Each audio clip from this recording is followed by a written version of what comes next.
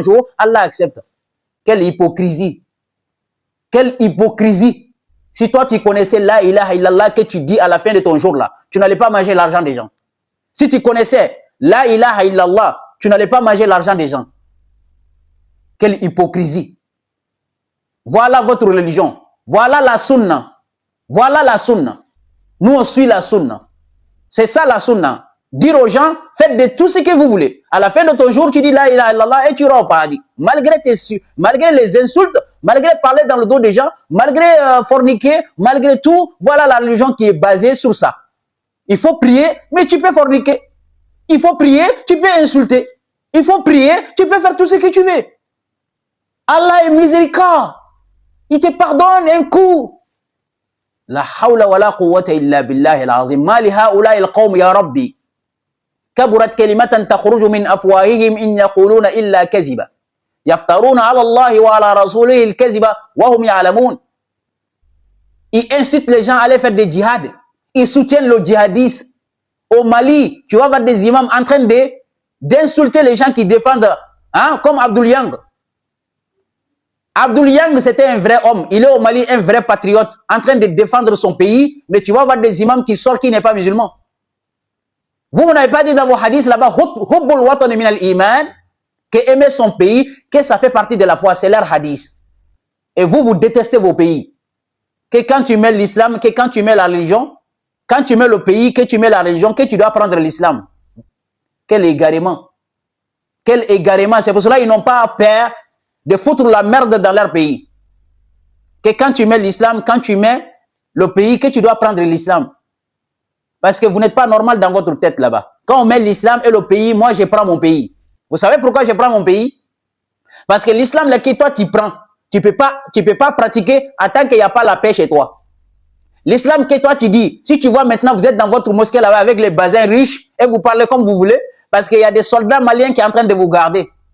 Pour ne pas que les voleurs rentrent chez toi, pour aller voler chez toi, il y a une armée là-bas, il y a des policiers qui sont là en train de laisser leur sommeil pour te garder. Mais toi, quand tu viens dans le lève là-bas, toi, tu choisis l'islam. Toi, tu choisis l'islam, il n'y a pas la paix dans ce pays. Tu vas aller vivre où? Tu vas prier où? Tu vas aller prier dans le planète Mars? Vous voyez les conditions dans lesquelles les Palestiniens y vivent aujourd'hui? Est-ce qu'un Palestinien peut pratiquer réellement la religion? Non, parce qu'il n'y a pas la paix chez lui. Un Palestinien, actuellement, il cherche d'abord la paix. Si la paix arrive, il peut pratiquer sa religion. Mais tellement que vous êtes des aliénés, vous laissez vos pays, vous choisissez la religion. Non. La terre d'abord, Allah nous a donné avant de demander aux gens de l'adorer. Allah n'a pas créé l'adoration d'abord. Il a créé les êtres humains. Ensuite, il a créé les malaïkas. Ensuite, il a créé d'abord le monde. Et ensuite, il a créé les malaïkas. Il a créé un être humain, lui a confié la terre. Ensuite, il a demandé à ces hommes-là de l'adorer. Donc, l'adoration est venue après. Après la création du ciel et la terre, l'homme a été créé, Allah lui a dit de l'adorer. Comment on peut dire à un être humain d'adorer Allah s'il n'y a pas une place dans laquelle il adore Allah? Il faut qu'Allah lui donne la terre d'abord, là où il peut installer et adorer son créateur. Cette terre-là, il faut respecter. Respectez vos pays, mais comme vous êtes des aliénés, vos savants aussi, normalement, ils ne sont pas des gens qui sont intelligents. Je dis correctement. Parce que moi, je dis bien, je suis le savant noir. Le savant noir, c'est moi. Je suis un savant. Que tu sois d'accord ou pas, ça c'est ton problème. Parce qu'il n'y a pas quelqu'un parmi vos savants qui peut tenir un débat. Je vous ai dit, allez-y chercher peut-être Abdul Majid. Abdul Majid, il peut peut-être tenir un débat avec moi. Sinon, je vois personne parmi vos imams billahi qui peut tenir un débat avec moi. Wallahi al-azim. Vous pouvez choisir. Hein. Choisissez vos imams. C'est pas dans mon panel ici. On va choisir un panel, on va partir là-bas. Moi, je ne débat pas avec un gamin. J'ai dit vos oustaz. Que ce soit Rachid El Djaï, que ce soit Abou Nader. C'est avec eux que moi j'ai fait un débat. Hein. Pas avec des petits gamins là, Massoud ou je sais pas qui. Ils n'ont pas de niveau. Allez-y chercher Goïta, Maï Ouattara. C'est avec eux que moi j'ai fait peut-être un débat. Moi, je ne débat pas avec un petit gamin qui connaît rien, il connaît même pas. Les petits gamins qui viennent dans mon live ici, moi, je veux faire un débat avec toi. Tu veux faire quel débat avec moi? Tu veux faire quel débat avec moi? Je débat avec Imam Al-Fawzani, Al-Husaymin, mais pas avec des gamins comme ça qui sont dans le live là-bas, qui écoutent des égarés qui viennent, ils comprennent même pas l'arabe. Il y a quelqu'un qui est monté dans mon live, il dit Alif Lam Mim. J'ai dit Alif Lam Mim, ça se trouve dans quel verset? Dans quelle sourate? Il ne connaît même pas. Vous voulez faire débat avec qui? Un savant? Un savant comme moi, tu fais débat? Ça va pas chez toi, quoi. On va continuer, Inch'Allah. Comme je dis bien, le jeune Africain, comprenez une chose. L'islam et la culture des Arabes, il ne faut pas le mélanger. L'islam est personnel. La foi est personnelle. Je dis bien, la foi est personnelle. Quand tu es musulman, ça ne sert à rien d'aller prier devant les gens, comme en France ici. En France ici, on voit des musulmans, ils vont aller, quand l'heure de la prière arrive, tu les vois dans la rue, dans le supermarché, en train de prier. Ça, c'est l'hypocrisie. L'hypocrisie. Quand tu vois un musulman en train de prier dehors là-bas, va lui dire c'est un hypocrite. Il ne cherchait pas, il veut seulement montrer aux gens que lui, il est musulman, il n'est pas musulman, c'est un hypocrite. Va prier chez toi. Allah n'a jamais dit à quelqu'un d'aller prier parce que vous n'êtes pas dans un pays musulman. Ici, c'est un pays laïque. La foi est personnelle. Quand tu es musulman, ça ne sert à rien de montrer au monde entier que toi, tu es musulman. On n'a rien à foutre. Si tu veux prier, va chez toi, va prier. Mais tu les vois, ces hypocrites là-bas dans le rue, partout, en train de prier pour créer des polémiques. Quand on dit que non, on ne prie pas ici, ça c'est la voie publique, tu les vois. Non, ils n'aiment pas l'islam, ils n'aiment pas l'islam. Toi, tu peux prier chez toi comme ça. Et puis quand ils sont au Mali, au Burkina, au Niger, au Koweït, ils ne prient pas comme ça. Hein. Mais quand ils sont en Europe, là-bas, tu les vois en train de prier dans les rues comme ça. Si on dit non, tu ne pries pas ici, non, ils sont contre l'islam. Quel islam? Quelle hypocrisie. Moi, je dis bien, je vais régner, je vais mettre l'islam en règle ici. N'ayez pas peur. Il y en a qui disent dans le commentaire, fais attention à toi. Non, t'inquiète. T'inquiète. Nous, on n'a pas peur de mourir. Tu sais, nous, on est des gens, comme Allah dit dans le Coran, Allazina yuballighuna risalatillahi wa yakhshawnahu wa la yakhshawna ahadan illa Allah. Nous, on n'a pas peur on a peur des personnes, mon gars. Allah, ça dit, vous ne savez pas qu'il y a d'autres personnes comme moi sur cette terre-là. Même si moi, je meurs demain, Allah enverra des gens qui sont pires que moi. Ils vont aller défendre sa religion, ils vont régner la paix. Mais vous, vous êtes des bandes d'égarés. Il n'y a rien entre vous et l'enfer que la mort. Tous les gens qui meurent en suivant la sunna, tu vas aller en enfer. Je dis bien, tous les gens qui meurent et que tu suis Bukhari, Muslim et Ibn Majah, tu iras en enfer, Wallahi l'azim. Tu sais pourquoi tu vas aller en enfer? Parce que tu suis un livre qui insulte Allah, qui insulte le Mohammed. Quand on regarde par exemple, quand on regarde Bukhari 4849, Bukhari 4849, ils ont dit que Allah il a des pieds. Bukhari 4849, Allah il a des pieds. Il mettra ses pieds en enfer, l'enfer dira assez, assez. Imagine, il donne le pied à Allah, il donne les mains à Allah, il donne des membres à Allah.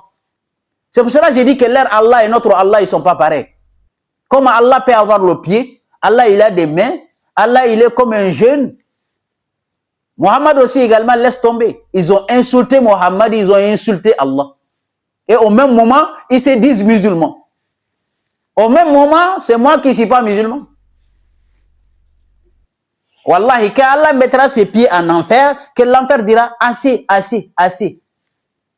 Comment Allah mettra son pied en enfer pour faire quoi là-bas? Allah mettra son pied en enfer. L'enfer, jusqu'à ce que le pied même d'Allah, c'est n'importe quoi. Wallahi l'azim. Quand il ne raisonne pas bien, tu deviens un mouton. Quand on dit, quand le cerveau est vide, le corps souffre. Quand le cerveau est vide, le corps souffre. C'est ça leur problème. Et en même moment, je salue les chrétiens. Mes frères chrétiens, je vous salue. Je salue tous les chrétiens qui sont dans le live ici. Shalom à vous. Vous avez le droit de pratiquer votre foi. Nous, on n'a aucun souci avec vous. Vous avez le droit de croire et de ne pas croire.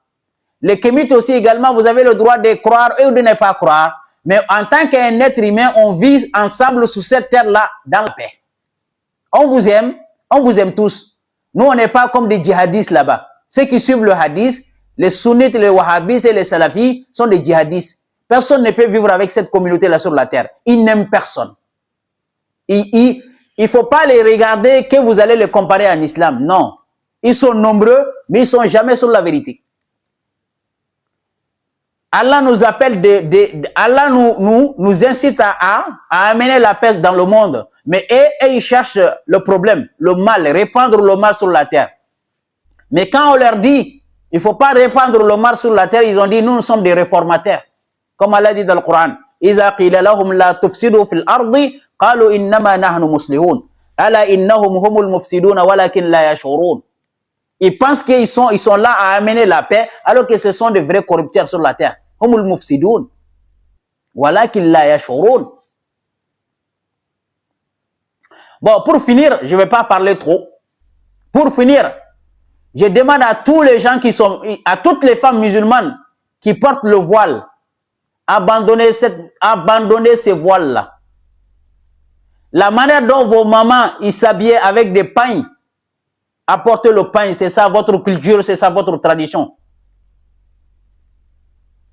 Hein? Ressembler à Batman, ce n'est pas écrit dans le Coran. Hein? Il n'y a aucun verset où Allah te dit il faut que tu te ressembles au Batman ou ninja pour aller au paradis. La religion, islam, ça n'incite pas à une femme de devenir ninja ou Batman. Non. Allah a dit, libasu taqwa khayrun. Le meilleur des comportements. Quand une femme a un bon comportement, c'est ça le vrai hijab. Allah n'est pas Batman, il n'aime pas une femme Batman. Il n'aime pas une femme ninja. Enlevez vos niqab là-bas. Allah n'a jamais dit de porter le niqab.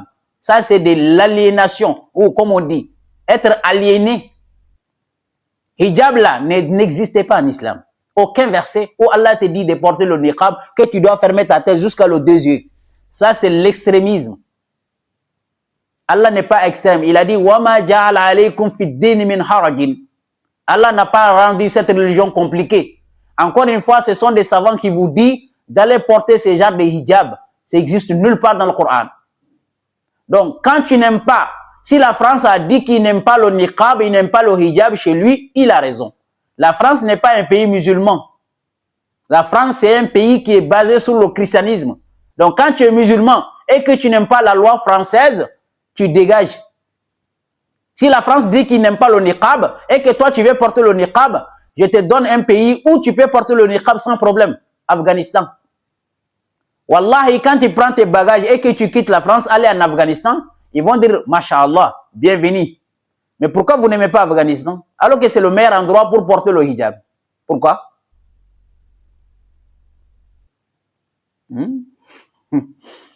Pourquoi tu n'aimes pas Afghanistan, mon gars? Ma sœur, tu ne veux pas porter hijab? Voilà le meilleur des destinations. Afghanistan, meilleur endroit pour porter le hijab. Si tu veux même là-bas, même le visage, il ne faut pas sortir. Hein? Mais le drap, tu peux rentrer même dans la tombe là-bas, il n'y a aucun souci. Mais pourquoi vous n'aimez pas Afghanistan? Pourquoi vous n'aimez pas l'Arabie Saoudite? Pourquoi vous voulez imposer votre vision au monde entier? Ou Yémen? Ah, mais Afghanistan est proche, hein, c'est pas loin. Hein. Tu vas aller là-bas, il y a personne ne va te... Tu vas même pas travailler. C'est aussi simple, c'est aussi simple comme bonjour, mais ils vont jamais partir. Tu sais pourquoi ils vont pas partir? Parce que ce sont des hypocrites. Wallah al-azim, c'est des hypocrites. Quand tu les vois dans le métro, hein, même si quelqu'un les regarde, non, tu sais, en France ici, tu peux même pas porter tes voiles, les gens te regardent bizarrement, mais va en Afghanistan, ma sœur. Va en Afghanistan.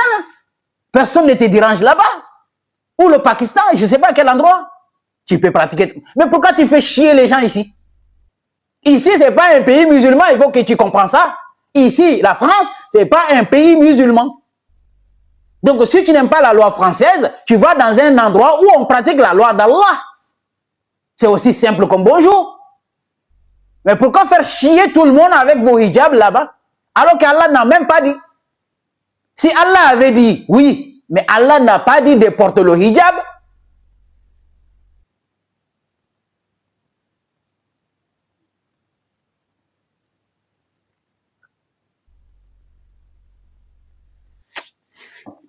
Attendez d'abord, je vais mettre quand même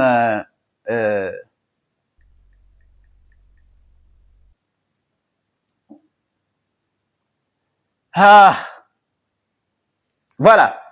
Et je vais vous dire quelque chose après, je vais vous laisser monter. Hein. Je vais vous laisser monter, il n'y a pas de problème. Alors,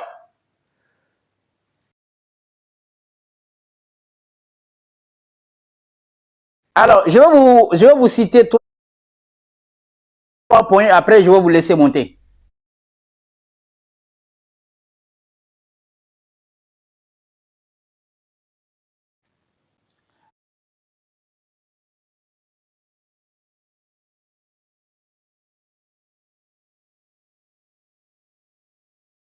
Oui, la CAF.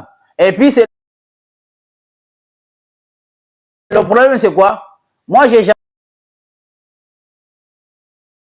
vu quelqu'un, ils ont dit il faut boycotter pendant la guerre envers la Palestine. Je vous ai dit clairement, moi, wallahi, moi, je suis un visionnaire. Quand tu n'es pas intelligent, tu ne peux pas me comprendre. C'est-à-dire, ce que certaines personnes n'ont pas compris, ils pensent que, non, toi, tu es contre l'islam, personne ne peut contre l'islam. Vous n'avez pas compris. Hein? Personne ne peut éradiquer, c'est-à-dire, personne ne peut effacer le kémitisme sur la terre. Peu importe votre combat, peu importe votre insulte envers le kémite, ils resteront sur la terre. Peu importe votre insulte envers le chrétien, il restera sur la terre jusqu'à la fin du jour. Peu importe votre insulte envers le juif, ils resteront sur la terre. Personne ne peut effacer aucune religion sur la terre. Vous pensez que non, personne ne peut éradiquer l'islam sur la terre. Personne ne peut éradiquer le christianisme sur la terre. Personne ne peut éradiquer le bouddhisme sur la terre. Personne ne peut éradiquer le kémitisme sur la terre. Vous êtes en train de vous fatiguer. Wallahi lazim. Fais ta religion et ferme ta bouche et reste tranquille. Personne ne peut éradiquer. Si le christianisme, on pouvait éradiquer sur la terre, maintenant le christianisme n'existait pas. Toi, tu sais combien de temps ils ont combattu le christianisme? En Espagne, là-bas. Quand les musulmans ils sont venus, ils ont chassé le chrétien de l'Espagne. Il n'y avait pas de chrétiens là-bas. L'Espagne appartenait aux musulmans. Pendant combien d'années les musulmans ils étaient en Espagne là-bas, ils faisaient leur religion. Mais les chrétiens, ils sont venus en retour. Ils ont chassé tous les musulmans de l'Espagne. L'Espagne, maintenant, on ne parle même pas de l'islam. Alors que l'islam, ils ont fait combien d'années là-bas? Pourquoi Allah n'a pas aidé ces musulmans-là pour qu'ils restent là-bas? Vous avez dit que non, le christianisme, vous ne pouvez rien faire. Pratiquez ta religion et ferme ta bouche. Combien d'années les musulmans ils étaient là-bas? Mais les chrétiens, ils se sont préparés, ils sont venus. Il y a des musulmans, ils ont nagé tellement que les chrétiens, ils les ont massacrés en Espagne. Il y a des musulmans qui ont nagé pour traverser la mer. Pendant qu'ils ont pris l'Espagne, les musulmans, ils ont continué à faire du thé. Les chrétiens, ils sont partis se préparer, ils sont venus. Ils ont tellement massacré les musulmans, il y en a qui ont traversé la mer en natation. Et au même moment, vous dites que non, personne ne peut combattre l'islam. Qui peut combattre le christianisme? Si le christianisme pouvait disparaître, alors pourquoi vous ne disparaissez pas le christianisme? Donc, arrêtez d'être des aliénés. Allah vous a dit clairement, la foi est personnelle. Tu es musulman, c'est qu'Allah te dit, il faut le faire, laissez les autres tranquilles. Laissez les autres tranquilles, c'est ça qu'Allah vous demande. Vous êtes incapable de faire, vous faites chier tout le monde.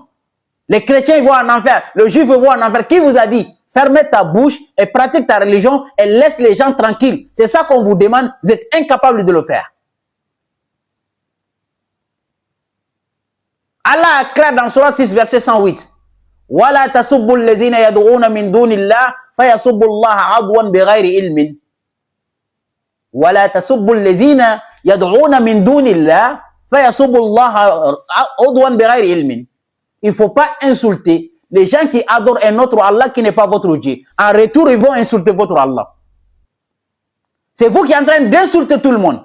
Quand tu vois dans leur mosquée, un chrétien en enfer, le juif soit en enfer, quelqu'un qui ne laisse pas son pantalon soit en enfer, vous apportez quoi dans ce monde-là? Dites-moi. Votre sunna là a apporté quoi dans ce monde là-bas? Si ce n'est pas la médiocrité, si ce n'est pas la violence, si ce n'est pas le problème.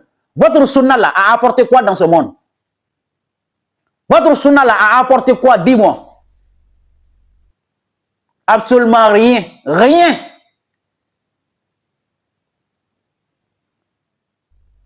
Vos savants, ils ont apporté quoi dans le monde? Dis-moi. Quand je dis que les savants musulmans n'ont rien créé, il y a quelqu'un, un Woubi là-bas en Côte d'Ivoire là-bas. C'est un jeune, il fait des TikTok. Hein? Il a dit que moi je connais rien, qu'il y a des savants musulmans, ils ont créé. Tellement qu'il est con, il n'a rien compris. Il parle de l'OTAN des Abbassides. Parce que l'OTAN des Abbassides, il y a eu des musulmans qui ont créé, c'est-à-dire ils ont développé certaines théories en mathématiques. Tu sais ce qu'ils ont fait? Comme Haroun Rachid, il a pris les anciens Grecs là-bas, et ils avaient développé la mathématique, ils ont traduit, c'est-à-dire les théories des gens des Grecs, les scientifiques grecs là-bas, et leurs théories, et les Indiens, les anciens Indiens qui ont développé les mathématiques, ils ont pris leur travail, ils ont traduit ça en arabe. C'est à cause de ça que les savants musulmans, ils ont réussi à développer leur science. Parce qu'ils ont, Haroun Rachid, il a traduit ce que les savants grecs et les Indiens ont fait avant. Ils ont traduit ça en arabe. À cause de ça, à travers ça, ils ont compris les mathématiques, ils ont développé. Mais toi, tu vas venir me dire qu'il y avait des savants. Toi, vous n'avez rien compris. La mathématique a commencé au temps de médiéval, depuis préhistoire. Depuis préhistoire, il y avait de la mathématique. Les Égyptiens, ils avaient fini avec la mathématique. Toi, tu me parles de quoi? L'Égypte là-bas, en médecine, ils étaient en avance en tout. Tu me parles des temps médiéval là-bas, tu me parles de quoi? Et on arrête là, franchement, je suis fatigué. Parce que ces gens-là, ils vont rien comprendre. Vos savants, ils n'ont rien inventé, billah al-azim. Cite-moi une seule chose que vos savants, ils ont dit qu'on peut se baser là-dessus. L'électricité, ils n'ont rien inventé. Le téléphone qu'on utilise, c'est pas un musulman qui a inventé. L'avion, que vous mettez vos fesses là-dessus pour aller à la Mecque, l'avion que vous prenez là, il n'y a pas un savant musulman qui a inventé. On vous a dit seulement quel est le savant, parmi vos savants là, qui a inventé quelque chose. Dites-moi le nom. Le téléphone, non. La montre, non. L'électricité, non. Avion, non. Parachute, non. Qu'est-ce qu'ils ont inventé? Dis-moi le nom de cette chose-là qu'ils ont inventé. Il y en a qui disent que la médecine. Que la médecine. Toi, tu es malade, hein? La médecine. C'est les musulmans qui ont créé la médecine. Va te soigner, hein? Ça, c'est l'aliénation totale. Même parachute, ils n'ont pas créé. Tout ce qu'ils ont créé, j'avais oublié. Désolé, j'avais oublié. J'avais oublié la chose qu'ils ont inventée, les savants là. Les savants des sunnites, ce qu'ils ont créé, la sorcellerie. Hein? Ce qu'ils ont créé, je vais vous citer. Et attendez, je vais vous citer la chose qu'ils ont créée. La première des choses qu'ils ont créées,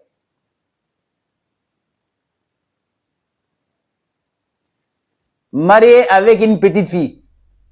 Ah ouais, marié avec une petite fille. Là, ils ont créé ça. Ça, c'est leur travail. Tous les savants sont d'accord. Une fille qui a 6 ans, tu peux l'épouser. Et à 9 ans, tu peux coucher. Ça va même... Je tire le chapeau. Je tire le chapeau. Ils ont inventé. Ils sont premiers dedans. Deuxième des choses qu'ils ont créées, le djihadisme. Inciter les gens à aller faire des djihad. Ils sont premiers là-dedans. Surtout à la tête de ces savants, Ibn Taymiyyah. Ibn Taymiyyah, lui, le premier savant, il est fort quand même dans le djihad. Lui-même, là, il a dit, même un chimiste, quelqu'un qui fait la chimie, physique, chimie même là, que c'est pire que même des riba. Pour lui, Ibn Taymiyyah, quelqu'un qui fait chimie on doit enlever sa tête. Ça, c'est un savant qui dit, les chimistes sont des sorciers, on doit les éliminer. C'est pas grave. Encore, qu'est-ce qu'ils ont créé? Une femme esclave, les savants, ils ont dit, une femme esclave, elle peut prier avec les seins dehors. Il n'y a aucun savant qui a dit ça. Depuis que le monde a été créé jusqu'à aujourd'hui, aucun savant n'a dit qu'une femme qui est esclave peut prier avec les seins dehors, si ce n'est pas les savants des suiveurs des hadiths. Là, je tire le chapeau encore une fois. Une femme qui n'est pas esclave doit prier avec tout le corps protégé. Mais quand il s'agit d'une femme esclave, les seins dehors, ça fait plaisir. Imagine, tu es assis comme ça, tu vois une femme qui est en train de prier avec les seins dehors, ça fait plaisir, hein? Oui, ça fait plaisir. Bah, merci beaucoup. Ça, c'est des... ça, ce sont des choses que vos savants, ils ont découvert. Bravo. Et j'ai pas fini. Ou je m'arrête là, c'est bon. Le charia, ouais, le charia. Ils ont inventé quelque chose aussi également, lapidation. Lapidation. On peut lapider une femme qui a fait la fornication, on lapide. Ils ont créé ça aussi. Et ça n'existe nulle part dans le Coran. Aucun verset dans le Coran ne parle de lapidation, mais aux savants, oui, lapidation, on le fait. Et aussi, l'allaitement d'un adulte, j'avais oublié. Parce qu'ils ont dit que il y a une page dans le Coran a été mangée par un chèvre. Un chèvre a mangé une partie du livre d'Allah, et ce livre là-bas, qu'est-ce qui a été écrit là-bas? On peut allaiter un adulte. Là, je suis d'accord avec eux. Parce que imagine, toi, tu es célibataire. Hein? Tu vois la femme de ton ami qui est très belle. Elle est en forme, mais toi, tu ne peux pas coucher avec elle. Qu'est-ce que tu peux faire? Quand tu viens voir ton ami et que tu ne peux pas, ton ami est jaloux, on va aller voir le hadith, l'allaitement d'un adulte. Donc, tu viens voir, l'ami va dire, non, non, non, je suis jaloux, il ne faut pas venir voir ma femme. La femme a le droit de donner le sein, il va téter.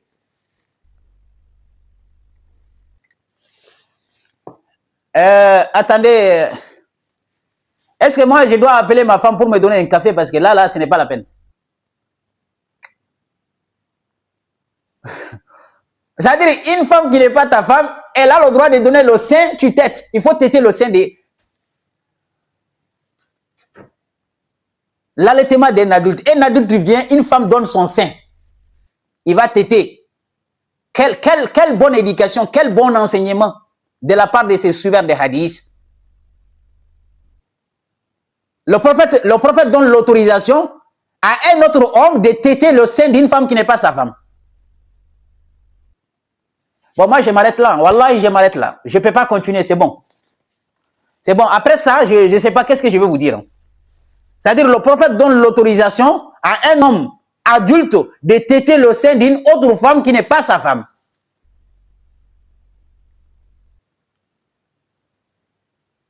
Et jusqu'à présent, c'est moi, je ne suis pas...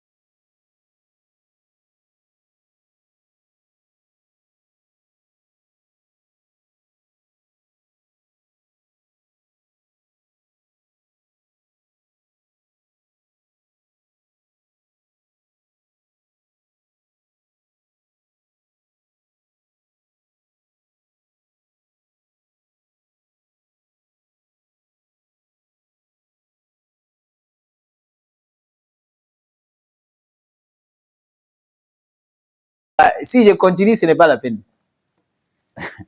Ce n'est pas la peine. On m'arrête là et vous-même, ouais, vous continuez avec le reste. Moi, c'est bon.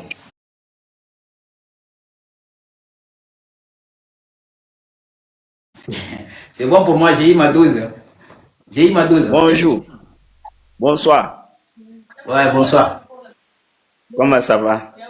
Alhamdoulilah. Moi, je suis burkinabé, je suis Burkina Faso.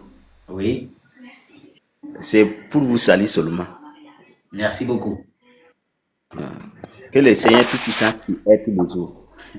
Merci beaucoup. C'est juste ça seulement. Merci beaucoup. Moi de toute façon, j'ai rien à dire. Hein. J'ai rien à dire. C'est-à-dire, le hadith, ce n'est pas la peine. Hadith, même là, quand tu suis le hadith, moi, je me pose la question, quelqu'un qui est normal dans sa tête peut être un suiveur des hadiths, avec toutes ces mentalités-là, avec tous ces preuves-là qu'on vous donne. Jusqu'à présent, toi, tu dis que hadith peut guider quelqu'un. Moi, ce n'est pas la peine. On ne peut rien faire pour toi.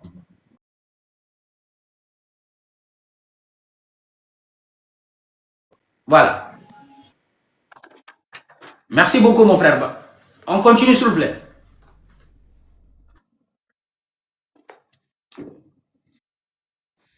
Euh, bonsoir Jeff. Bonsoir. Tu es chrétien? Bon, je suis chrétien. Ok, parfait. J'ai une question. Bon, d'abord, même, parce que j'ai eu un jour à discuter avec des amis musulmans qui me disent certaines choses, mais j'aimerais te demander pour voir si vraiment c'est vrai. Oui. Parce on discutait parce que moi, c'est un ami qui m'a parlé, qui moi j'aime trop femmes. Que les femmes d'ici là, que c'est rien. Que en l'islam là, qu'il y a des, il m'a dit des 1000 femmes vierges qui sont auparavant, un truc de ces gens. Que dans l'islam là, que les femmes d'ici là, elles sont pas trop belles. Qu'il y a 1000 femmes qui sont vierges, qui sont au paradis qui nous attendent. Quand tu es musulman, 1000 femmes vierges qui sont là-bas, elles sont pures. Tu t'attends, que toi seul, tu peux prendre 1000, tu peux prendre le nombre que tu veux. Que même la boisson, même là, les bières qu'on boit ici là, que là-bas il y a des rivières, des bières de sucreries. Je voulais savoir si vraiment c'est la vérité. Ah oui, c'est vrai, hein, parce qu'il faut comprendre qu'il y a de l'islam. Il y a de l'islam, donc leur paradis là-bas, leur paradis, parce que peut-être ils ont une paradis. Parce que moi je vous dis clairement, c'est-à-dire leur problème c'est quoi? Et leur problème des femmes là, moi-même je n'ai pas de mots quoi. C'est-à-dire, vous n'avez pas fini avec les femmes qui sont sur la terre, d'abord vous attendez les 1000 femmes là-bas. Ça ne m'étonne pas parce que leurs imams ils ont dit, c'est-à-dire tellement qu'ils aiment les femmes, tu n'as pas vu qu'ils ont créé un hadith. Quand tu es excité pendant la nuit, c'est-à-dire il fait froid. Tu sais, en Europe actuellement, il fait froid.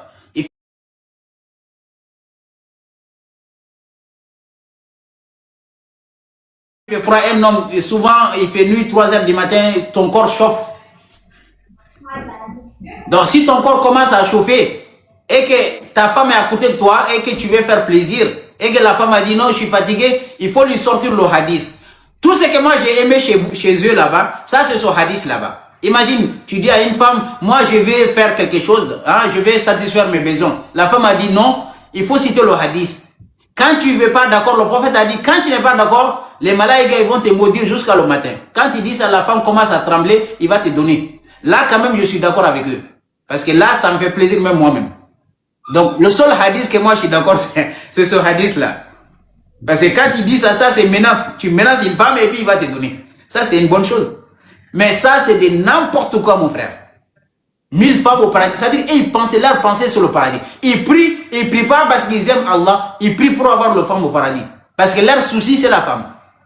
Ça, c'est le pire mensonge. Ça n'existe pas en islam que 1000 femmes attendent là-bas. Aucun verset dans le Coran où Allah parle des femmes là-bas. Le problème est que Allah dit qu'il va donner Hurul In. Hurul In, Allah donne la Hurul In aux femmes et aux hommes. Parce qu'il y a des femmes qui vont aller au paradis, leur mari ne veut pas aller au paradis. Donc dans ce cas, Allah donne là aussi un mari à ces femmes-là. Mais ça ne veut pas dire que là-bas, que la fornication, on va coucher ensemble. Je ne vois même pas aucun verset où Allah dit qu'on va coucher avec une femme au paradis. Ce sont des hadiths qui remplissent par de ces bêtises là-bas. Donc ça, c'est des mensonges, mon frère. Donc si je comprends bien, la 10 qui nous lisent, ça n'a rien à voir avec le Coran. Oui. Le hadith? Oui. Le hadith quoi? La 10 là, les hadiths, ça n'a rien à voir avec le Coran. Non, parce que le hadith, le problème est que le hadith est venu après la mort du prophète, c'est-à-dire 150 ans, après 150 d'années que le hadith est venu. Sinon le hadith n'est pas venu quand le prophète était vivant. Ah bon? Oui. Personne ne peut le nier. Quand le prophète était vivant, il y avait uniquement le Coran qui était dans la main du prophète. Et le prophète est décédé, il les a laissés que le Coran. Mais après sa mort, ils ont inventé des livres. Même Hadith sur Bukhari qu'ils sont en train de citer est venu. Bukhari même là est né 200 ans après la mort du prophète. Et son livre a été apparu 400 ans. Après la mort du prophète? Oui. Donc si je comprends bien, les hadiths là, c'est pas le prophète qui a envoyé ça, hein? Non, ce sont des livres qu'eux-mêmes ils ont écrits avec leurs propres mains. Ils ont dit, le prophète a dit, mais on n'a aucune preuve qui montre réellement que le prophète a dit. C'est-à-dire, hadith c'est quoi? Ce sont des gens qui ont raconté, et c'est-à-dire eux-mêmes ils ont choisi, par exemple, toi tu vas choisir des gens, et ils vont devenir des spécialistes des hadiths. Donc ils vont regarder le hadith. S'ils voient un sahaba, un compagnon du prophète, qu'ils ne font pas confiance, ils invalident le hadith. Mais quand ils voient le sahaba qui leur font plaisir à eux-mêmes, ils vont valider le hadith. C'est ça le hadith. C'est-à-dire on va regarder des paroles, on va regarder ceux qui ont raconté le hadith. Est-ce que parmi ces gens-là qui ont raconté le hadith, on leur fait confiance? Oui, on leur fait confiance, on valide le hadith. C'est exactement comme ça le hadith. Donc, tu comprends. Tu comprends bien, il y a des musulmans qui savent que le hadith là, ça ne vient pas du prophète. Bah, bien sûr, c'est eux-mêmes qui vous ont dit. Ils vous ont dit qu'il y a des hadiths faux, il y a des hadiths vrais. Le problème est que les hadiths même là qui sont vrais, qui les ont dit qu'ils sont vrais? Et ils ont dit il y a des hadiths qui sont faux, il y a des hadiths qui sont vrais. Donc, hadiths qui sont vrais là, qui les ont dit que hadiths sont vrais? Ni Allah, ni le prophète. C'est eux-mêmes qui ont choisi des gens que ces gens-là, ils ont dit que ce hadith-là sont vrais, ça, c'est hadith, c'est faux. Donc, à travers la croyance d'une autre personne qui ils valident leur hadith. C'est pas Allah qui a dit que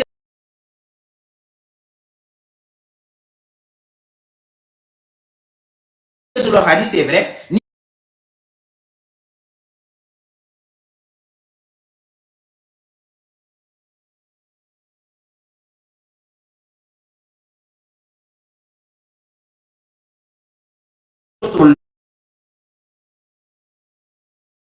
Tout ce que je devais dire, je dis.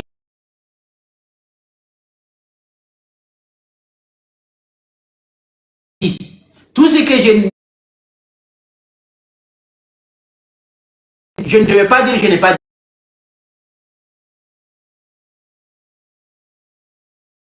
C'est-à-dire tout est complet quoi. Quand le prophète était vivant. Et après la mort du prophète, vous allez nous inventer un livre, que ce livre là-bas peut guider quelqu'un. Alors qu'Allah nous a dit dans le Coran, Surah 7, verset 3, il nous a dit de suivre uniquement le Coran. Uniquement le Coran. Et même le djinn, tu connais les djinns? Les génies là? Les diables, les génies. Hein? Il y a une sourate des génies dans le Coran. Surah 72. Les génies, ils ont dit que nous, on a entendu la parole du Coran et le Coran, c'est un guide, on va le suivre. Même le génie, il suit uniquement le Coran. Même les génies. Alors que Dieu a dit dans le Coran qu'il a créé un être humain et le génie pour l'adorer. Et le génie, il suit uniquement le Coran. Il ne connaît pas ni Imam Malik, il ne connaît aucun savant. Et il suit uniquement le Coran. Mais maintenant, ces gens-là, ils vont nous dire quoi? Quand tu suis uniquement le Coran, toi, tu es égaré. Alors que Mohammed, même là, il prétend suivre. Lui-même, il a suivi uniquement le Coran. Ah, bon, vraiment, je pense que ça me précise beaucoup de points. Il y a bon, en tout cas, au plus, quand tu parles, j'ai encore des idées qui viennent dans ma tête encore. Je vais prendre quelque chose.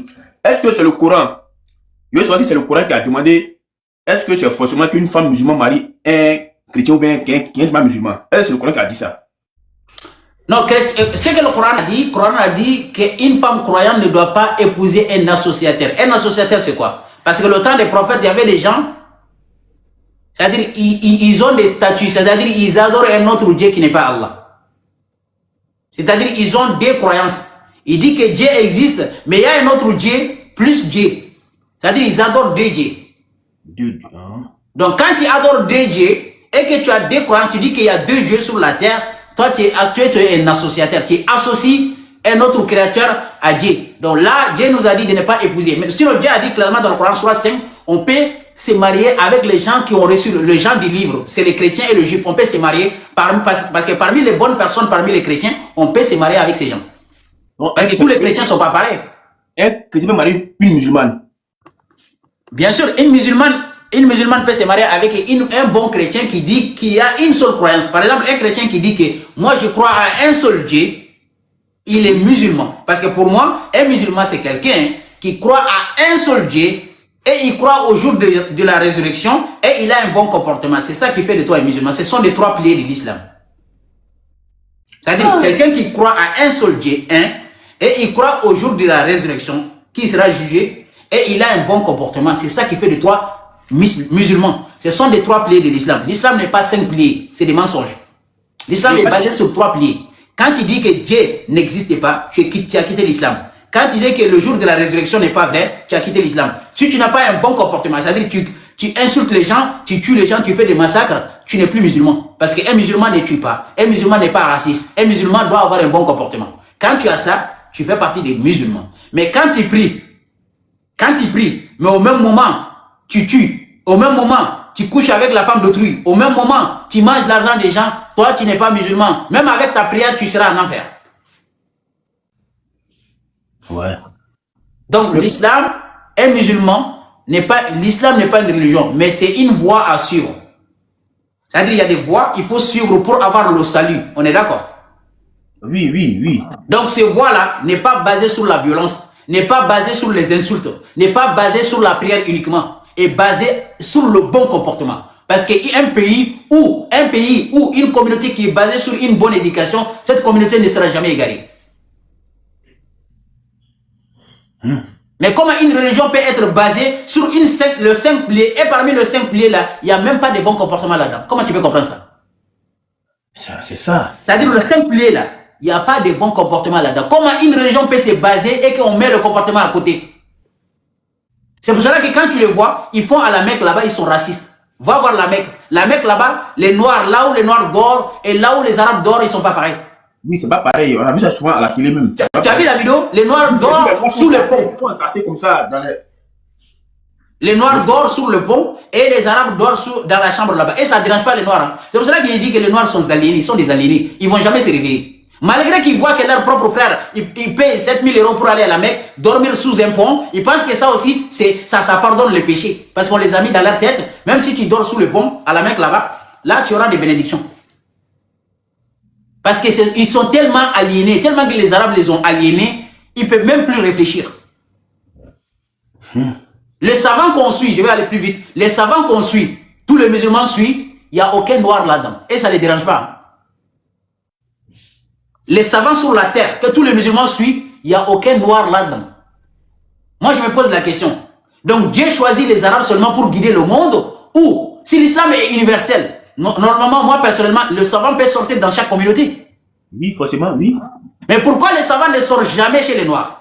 Et les Noirs sont uniquement une seule communauté qui est mouton, qui suit les autres. Pour finir, je te jure au nom de Dieu, s'il y avait un savant noir, aucun arabe ne va le suivre. Je te garantis, s'il y avait un seul savant noir, si un arabe le suit, si tu vois un malien, tu dis tout Moria. Aucun noir, aucun arabe n'allait suivre un savant noir. Mais quand il s'agit des noirs, ils allaient suivre les savants arabes. Parce que quand tu vois même leur compte, ils regardent que les imams arabes, hein, Rachid El Jai, Abu Nader, même leurs propres imams, ils ne les écoutent pas. Tellement qu'ils sont aliénés, ils sont complexés. Dans leur tête, s'il n'y a pas un arabe devant toi pour t'enseigner la religion, tu ne vas rien comprendre. C'est pour cela qu'ils me critiquent, ils m'insultent. Parce que dans leur tête, moi je suis noir, je ne peux pas guider quelqu'un. Je ne peux pas comprendre la religion comme des arabes. Mais si j'étais un arabe, ils ne vont jamais me critiquer. Mais en tant que je suis noir, les noirs, ils ne vont pas aimer leurs frères. C'est ça le problème des noirs. Dès que tu es noir, les noirs, c'est toi le premier cible qu'ils vont combattre. Parce qu'ils sont complexés, ils sont aliénés. Il n'y a plus de solution.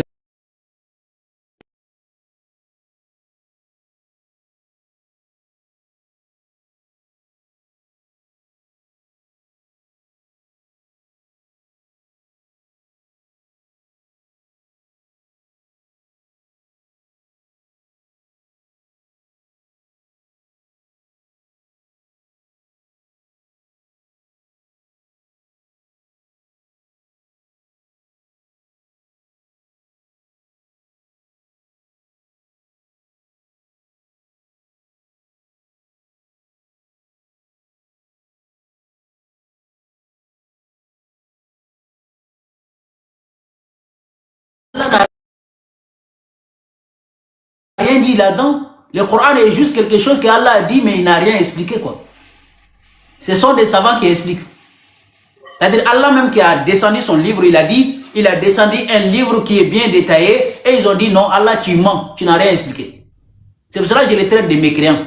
Quand Allah dit qu'il a descendu un livre qui est bien détaillé, vous vous dites que ce n'est pas bien détaillé, c'est que, qu'est-ce que vous êtes en train de dire? Vous êtes en train de dire Allah tu es un menteur. Donc quelqu'un qui dit qu'Allah était un menteur, mon frère. Voilà. Jeff, bonsoir. J'autorise les chrétiens à m'appeler Jeff. Mais en tant que musulman, tu dois dire salam alaikum oustaz. Mais si tu es chrétien, tu peux dire bonjour. Il n'y a aucun souci. Salam alaikum, oustaz. Et attendez d'abord, on va prendre par l'ordre. Je t'aime là, c'est lui qui a parlé, je t'aime. Ouais, c'est moi qui ai parlé. Merci beaucoup. Ok, merci beaucoup. On va passer à Hen Abdullah. Assalamu alaikum, Ustaz. Alayhi salam. Alhamdulillah. Ah, Bouakar, ça va, tu vas bien. Ok, on va passer, comment dirais-je, Hen là. Assalamu alaikum, Ustaz. Alayhi salam. Ouais, franchement, merci beaucoup. Moi, j'ai une question à te poser. Il n'y a pas de problème. Ouais. Moi, je me demandais, est-ce que c'est vrai ce qu'on dit en mode si tu meurs tout ça dans la tombe, Mounakri vient avec le marteau, en mode on te tabasse, on te pose des questions. Est-ce que réellement ça c'est vrai? Bon, ça c'est... de toute façon, dans le Coran, ça n'existe pas ça. Dans le Coran, il n'y a aucun verset où Allah nous dit clairement qu'il y a des châtiments dans la tombe. Dans le Coran, A à Z, ça n'existe pas. Encore une fois, c'est les hadiths qui disent. Mais ma question est claire. Pour savoir que les anges sont dans la tombe là-bas, il faut partir, on est d'accord? Ouais.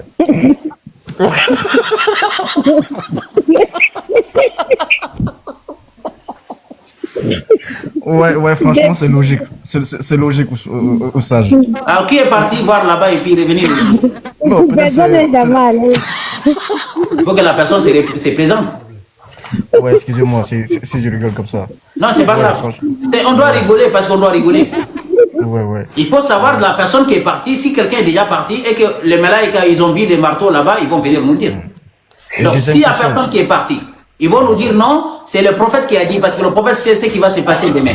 Ok, si le prophète sait ce qui va se passer demain, pourquoi le prophète n'a pas su que la viande, la nourriture a été empoisonnée et il a mangé, il est décédé? Ils ont dit que le prophète est décédé parce qu'il a mangé la nourriture qui a été empoisonnée. Le prophète sait qu'il y a des gens dans la tombe, mais il n'arrive pas à savoir que la nourriture a été empoisonnée. Il y a un problème.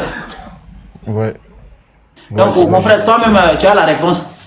Ouais. Deuxième question. Oui. Parce que on dit, c'est pas, il y avait une bataille entre les musulmans et les chrétiens. Soi-disant, les gens sont venus aider les musulmans à faire la bataille. Est-ce que ça aussi c'est réel? Ok, je vais te donner la réponse tout. Oui. Les malaïkas, ils ont descendu, mais les musulmans, ils ont été vaincus. Hein? Malgré la descente des malaïkas, les musulmans n'ont pas gagné la guerre. Comment tu peux comprendre ça? Yom Uhud, les musulmans, ils ont perdu la guerre, mais les malaïkas, quand même, ils ont descendu. Même les malaïkas. Comment tu peux comprendre ça? Ils ont dit qu'un seul malaïka, s'il met son aile comme ça, le monde va détruire. Mais combien 1000 malaïkas est descendu, les musulmans n'ont pas gagné la guerre. C'est-à-dire la descente des malaïkas n'est pas pour faire la guerre. C'est-à-dire les malaïkas, tu sais, si Cristiano Ronaldo il joue le match, les supporters ils sont là non pour les encourager. Ouais. Ça c'est le travail des malaïkas. Les malaïkas ils sont là à assurer les musulmans, on est là, on est avec vous. Mais les malaïkas, aucun malaïka n'a fait la guerre. Ah ouais. Aucun malaïka. Le fait que Allah subhanahu wa ta'ala dit, il a descendu les malaïkas, pour les rassurer qu'on les soutient. Le soutien des malaïkas n'est pas de prendre l'arme pour faire la guerre. Si c'était le cas, les musulmans, combien 1000 musulmans, ils allaient dire aux musulmans seulement arrêtez là-bas. Il ne faut même pas faire la guerre. Un seul malaïka, ça suffit. Combien? Pourquoi Allah descend 1000 et quelques malaïkas? Non. Jibril seulement, il descend seulement, il met son aile comme ça, il ramasse tous les mécréants et puis c'est fini. Ouais, c'est vrai. C'est-à-dire qu'il ne réfléchit pas. Les malaïkas ne sont pas descendus pour faire la guerre. Ils sont descendus seulement, Allah les a dit seulement musulmans. Les malaïkas, mais c'est comme des supporters. Ils viennent vous soutenir, ils sont là avec vous, mais pas pour faire la guerre avec vous. Si c'est le cas, les musulmans n'allaient pas perdre la guerre. Les musulmans, même Hunayn, il y a une guerre qu'on appelle Hunayn dans le Coran. Allah dit surat 9. Wa yawma Hunaynin iz a'jabatkum kasratukum falam tughni min Allah shay'a. فضاقت عليكم الأرض بما رحبت ثم وليتم مدبرين. Yom Hunayn, les musulmans ils étaient tellement nombreux, ils ont dit non, cette guerre-là on va le gagner. Mais qu'est-ce qu'ils ont fait? Les mécréants ils se sont cachés dans un trou là-bas, des collines, entre des collines. Les musulmans ils sont rentrés. C'est-à-dire les flèches descendent sur le musulman comme la pluie. Ils ont fui comme Usain Bolt. Ah ouais. Personne n'est s'arrêté. C'est pour ça que ce matin, vous avez tellement fui, les musulmans ils ne savent même pas où les flèches viennent. Parce que si tu vois que tu vas t'arrêter, c'est que tu vois où la flèche vient. Les flèches descendent sur eux comme des pigeons. C'est-à-dire ils ont fui, ils sont partis. Et Allah a dit maintenant, après Allah les a calmés, ils sont revenus faire la guerre, ils ont gagné. Sinon au début ils ont fui. Parce qu'ils pensaient qu'ils étaient nombreux, ils vont gagner la guerre. Mais ces jours ils ont fui. C'est-à-dire ces gens-là ils n'ont pas compris. Allah n'est pas avec seulement que tu es musulman. Non. Allah aime les gens qui sont sur la vérité. Même quand un musulman fait un combat avec quelqu'un qui n'est pas musulman, Allah ne va pas aider parce que la personne est musulmane, Allah va l'aider. Non. Allah aime quelqu'un qui est sur la vérité. Ouais. Parce que Allah n'est pas seulement le Dieu des musulmans. Allah dit clairement dans le Coran, Alhamdulillah Rabbil Alamin, le Seigneur de l'univers. Que tu sois croyant, tu es son Seigneur. Que tu n'es pas croyant, tu es son Seigneur. Il te donne la santé, il te donne la liberté de pratiquer. Même le djihad ici, sur la terre ici. Pourquoi Allah ne peut pas envoyer une bombe seulement pour détruire? Ou même il a la force, il a la capacité de détruire tous les gens qui ne sont pas musulmans. Ouais. Mais pourquoi il va demander aux créatures d'aller faire le combat à sa place? Pourquoi? C'est que ça veut dire qu'il n'a pas la force. S'il avait la force, il allait détruire le mécréant. Non, il a laissé la liberté à chacun de pratiquer, de croire et de ne pas croire. Il a même dit clairement, pour finir, Sourate 22, verset 17, que ce soit le chrétien, que ce soit le juif, que ce soit les gens qui ne croient pas, ceux qui croient. Allah a dit, il tranchera entre eux le jour de la résurrection. Chacun n'a qu'à travailler. Allah sait qui est bien guidé, qui n'est pas bien guidé. Mais ce sont des êtres humains, ils prennent des versets d'Allah, ils les traduisent à leur manière. C'est ça qui fait qu'on n'aura pas la paix sur la terre. Merci. Ouais. Logique. Une troisième question, s'il vous plaît. La dernière. Est-ce que c'est vrai ce qu'on dit que le prophète il est monté jusqu'à voir Dieu? Jusqu'à voir où qui? Moi j'entends parler les imams, tu vois les koutoub. Une fois j'étais à la mosquée, il y avait un imam, il prêchait tout ça, il dit que le prophète à mode il est monté voir Dieu, tout ça. Ah, il est monté pour voir Dieu. Ouais. Que c'est là-bas il a négocié